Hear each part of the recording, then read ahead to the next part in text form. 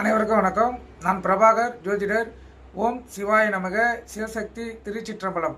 இப்போ நான் என்ன சொல்ல போகிறேன்னா, இந்த 12 ராசிகளில் குரு பகவான் ஒரு ராசியில் இருந்தால் என்ன பலன்? முதல்ல இப்போ மேச ராசியை பற்றி சொல்கிறேன், கருத்தில் கொள்ளுங்கள். ஏற்கனவே சொன்னது லக்னம், இது ராசி. ராசியில் குரு இருந்தால் ஒரு ஜாதகருக்கு என்ன பலன் நடக்கும்? இப்போ மேச ராசியில் குரு இருந்தால், செவ்வாய் வீடான மேசத்தில் குரு இருந்தால் அந்த ஜாதகர் உயரமாகவும் அழகுடனும் சிவப்பு நிறத்துடன் சுறுசுறுப்பாகவும் இருப்பார். நிர்வாகை திறமை இருக்கும். உடலில் அதிக உஷ்ணம் இருக்கும். சிலருக்கு உஷ்ணம் சம்பந்தமான நோய் வரும். தலைப்பகுதியில் மச்சமோ அல்லது வடுவோ ஏற்படுறதுக்கு வாய்ப்புண்டு.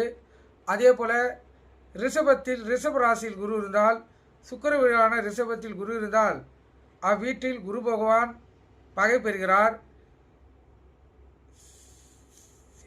செல்வாக்கான குடும்பத்தில் அந்த ஜாதகர் பிறந்திருப்பார்.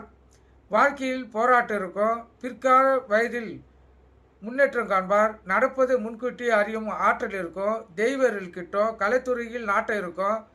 பணம் எப்போதும் இருந்து கொண்டே இருக்கும். இயற்கை காட்சிகளை ரசிக்க குணமுள்ளவராக இருப்பார். நிரந்தர புத்தி உள்ளவர். ஆராய்ச்சியாளர், ஜோதிடர், மருத்துவர், கல்வித்துறை இவர்களில் அந்த ஜாதகருக்கு புகழ் கிடைக்கும்.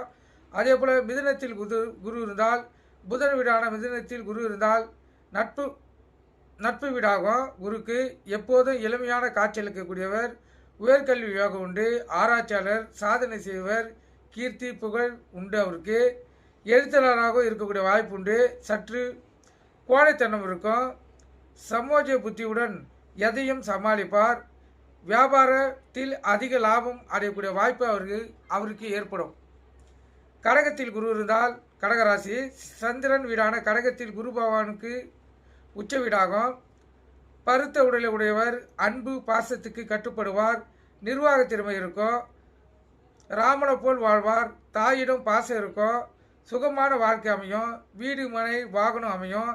சில நேரங்களில் சகல புத்தியுடன் நடந்து கொள்ள வாய்ப்புண்டு. சிம்மத்தில் குரு இருந்தால், சூரியன் வீடான சிம்மத்தில் குரு இருந்தால் சிம்ம நட்பு வீடாகும். பருத்த உடையில உடையவர். சாதாரண குடும்பத்தில் பிறந்ததுனால முயற்சி செய்து வாழ்க்கையில் உயர்ந்த நிலை அடைவார். அழியா புகழ் உண்டாகும். சமூக சேவை அவருக்கு இருக்கும். தைரியம், தன்னம்பிக்கை இருக்கும். நிர்வாக திறமையும் இருக்கும். சிலருக்கு அரசியல் ஈடுபட்டு நிலையான புகழ் பெறும் அமைப்பு இருக்கும். அதேபோல் உயர்ந்த பதவியும் பெறக்கூடிய வாய்ப்பு அவங்களுக்கு ஏற்படும். இது சிம்மம் மட்டும் சொல்கிறேங்க, கரைச்சி கொண்டு பயன்பெறுங்க. நன்றி, வணக்கம், வாழ்க வளமுடன்.